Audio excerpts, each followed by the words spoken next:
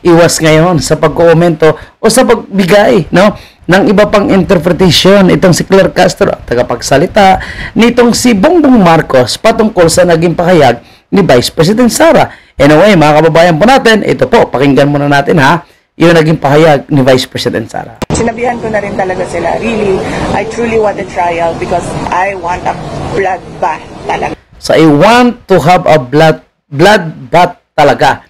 So, ika nga, no, madugong labanan. Or sabi ni Claire Castro, baka magkaroon ng matinding balitaktakan patungkol po sa proseso ng impeachment. O bakit ngayon, no? Tila ba umiiwas po itong si Claire Castro na makipagbardagulan sa mainstream media, lalong-lalo na sa usapin po ng mga Duterte. Kasi ito napansin ko lang ha, noong mga naunang buwan, no, bago pa magkaroon ng eleksyon, talagang banat ng banat itong si Claire Castro kay Vice President Sara at ganoon din sa mga kandidato ng mga Duterte. Pero nung pagkatapos ng eleksyon at makita nila na wala talagang nangyaring maganda, no, sa kanilang alyansa at talagang nilampasok po sila. OFW, absentee voters, no, kasama yung pulis, kasundaluhan, mainstream media, no, teachers na nagserbisyo noong panahon ng eleksyon, nilampasok po sila Talagang Duterte candidates ang sinuportahan. Ang sabi nga po, nakabawi lang daw po sila sa Luzon. Pero hindi pa po tayo nakakasigurado kung yung boto po ba na nakuha nitong mga nanalong alyansa at nitong si Bam at si Kiko ay talagang galing sa totoong tao o hindi galing sa pre-program, no, na machine. At ngayon, mga kababayan, iwas na po sa pakikipagbardagulan itong si Claire Castro. Ramdam ata nila kung gaano kalakas po itong mga Duterte. At narinig natin kanina sa interview din na itong si Tonyeng, abay si Bongbong Marcos is gusto na daw po makikipag-reconciliation sa mga Duterte. At po nautusan itong si Claire Castro na maghinay-hinay sa kanyang mga sagot. Ito, panoorin natin ang sagot ni Claire Castro sa mainstream media. Pagkabayolente ang tugon ng ating Vice Presidente, pero we hope that it is just a figure of speech and so ito daw po is figure of speech lang. Sige. It should not be taken literally. Kung yan naman po ang nais niya at talaga naman po magkakaroon ng balitaktakan kapag nagkaroon ng trial, hayaan na lang natin po itong gumulong.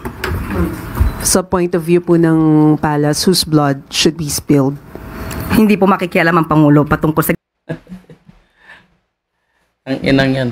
Paano mo masasabi na hindi na makikialam ang Pangulo ng ating bansa? No? Alam naman natin kung sinong nasa likod ng impeachment ni Vice President Sara. Dahil hindi naman po magmamaterialize ang impeachment ni Vice President Sara kung walang aproba nitong si Bongbong Marcos. Tandaan po natin, pareho lang po ito sa isang pambubudol nung hindi na daw po sila makikipag-coordinate, makikipag-cooperate 100 times sa ICC. Pero saan ngayon ang ating dating presidente yun? Pinakulong nila sa ICC at ang mastermind, no, di umano na lumalabas ay walang iba kundi si Marcos Jr. at ang kanyang mga alipores na ngayon ay naharap sa isang investigation sa ombudsman. Ngayon, umiiwas po sila na makipagpardagulan at hugas kamay, no, itong si Bongbong Marcos. So, galit talaga ng traidor, mga kababayan. Ganyang issue. Okay, but do you agree with the statement of former Senator De Lima that this is a toxic rhetoric remark? De Lima, kalyado na nila, no? Yun ni Pink po siya. Marks coming from the Vice President. Hindi rin po tayo magbibigay ng anumang opinion patungkol po dyan. Grabe, no? Ayaw niya magbigay ng mga komento. Talagang iwas po. So, wag ka na lang magpapresko ni Claire Castro. Ayaw mo naman pala sumagot Yan po ni Alyansa. Ito yung kinakatakutan ni Claire Castro, no? Miss Eden Santos ng Net25. Campaign manager Toby Chanco na isinisisi po niya doon sa impeachment na isinulong against BP Sara yung pagkatalo po ng ibang kandidato po ng alyansa. Wala pa po napaparating sa atin ang anumang reaksyon ng Pangulo patungkol dyan, kung yan man po ay totoo. Ang tangi lamang po nga naibigay sa atin na impormasyon ay dapat pong iwanan na kung ano man yung mga naging issue nung panahon ng pangangampanya at magpatuloy na lamang po ang bawat isa ng kanilang trabaho. Para talagang talagang ang linis ng mga sagot ni Claire Castro, no? nawala po yung kanyang pakikipagbardagulan. Tila ba nag-change ngayon ang imahe itong si Claire Castro? Mukhang kinausap ito, no? Dahil biktado po si Marcos Jr., no? Sa mga sagot ni Claire Castro. And of course, walang nagawang matino itong si Claire Castro sa kanyang pakikipagbardagulan. At lalo pang nasira itong trust and approval ratings ni Marcos Jr. Siyempre, damay po itong kanyang mga kandidatong inendorso. So ngayon, ang sinasabi po ni Claire Castro na walang kinalaman itong si Bongbong Marcos sa mga siniwalat nitong si Toby Chanco, naku, imposible yan mga kababayan. Dahil ang halos palaging kasama nitong si Bongbong Marcos sa lahat po ng kanyang pangampanya ay itong si Toby Chanco. Itong si Toby Chanco hindi po magsasalita against kay Martin Romualdez, no? Kung hindi alam ni Bongbong Marcos.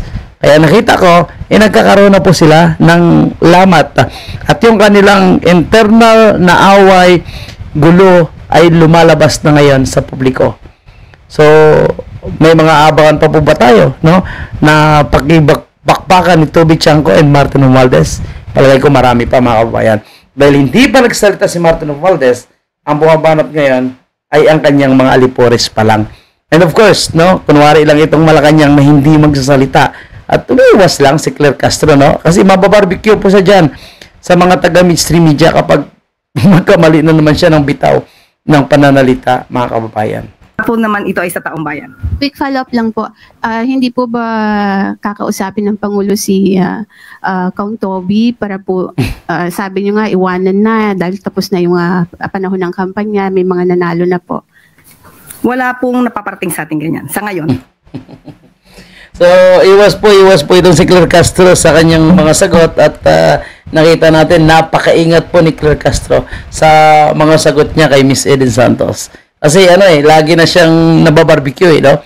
Lagi siyang toasted sa kay Miss Eden Santos. Kaya ngayon, iwas po siya sa kanyang mga sagot. And of course, no? At alam nyo, hindi na kailangan kausapin pa ni Bongbong Marcos itong si Toby Chanco. Kasi ako nakikita ko na parte po sa planong pagbabago ng liderato dyan sa House of Representatives itong si Toby Chanco. And of course, with approval ni Marcos Sr. Ganun din nangyari ngayon sa Senado. Kaya sa totoo lang, marami pa po tayong aabangan na away nila. Yung mga internal na away nila before election and lumala nung election at lalong lumala nung natalo yung mga kandidato nila. Lalo na billion-billion po yung kanilang perang iginastos. Pero hindi po nila napapasok lahat. At yung plano nilang matinding dayaan ay mukhang hindi nag-materialize lahat. So, meron lang. No, yung iba ay napilit nilang naipasok. Tingnan nyo ha. 16.8 million ang overvotes. So, napakalaking question mark po yan. Na ngayon ay gusto nating masagot ng COMELEC at gusto magkaroon ng kalinawan sa pamagitan ng manual counting. At yan ngayon ang dahilan kung bakit nagkakaroon ng siraan sa pagitan ni Toby Chanco and ni Martin Romualdez. At siyempre, inasahan natin na yung Malacanang iiwas po sa mga ganyang isyo. Pero hindi may iwasan na madawit po sila dyan, mga kababayan. Kaya abangan po natin ang mga matitindi pang expose nitong si Toby Chanco sa mga sunod na araw. Maraming salamat.